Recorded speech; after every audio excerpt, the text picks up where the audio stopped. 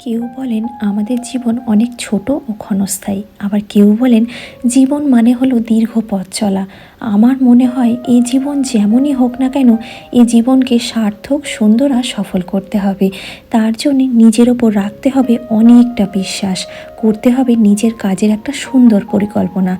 কাজ সেটা যেমনই হোক না কেন, ছোট হোক বা বড়, সেই কাজকে মন থেকে ভালোবাসতে হবে। জীবনে আমি পারবো এই কথাটা সব সময় মনে রাখতে হবে।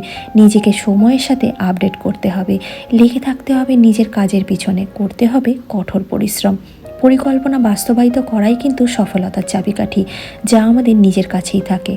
মনে রাখতে হবে প্রবল ইচ্ছাশক্তি যে মানুষের মধ্যে যতখানি গভীর, সেই মানুষটি কিন্তু তার জীবনে ততটাই সফল। নিজের সমস্ত দ্বিধা, দ্বন্দ্ব, হতাশা, অক্ষমতা সব ঝেড়ে ফেলতে হবে, ঘুরে দাঁড়াতে হবে, বলতে হবে আমিই পারবো, আমিই পারবো।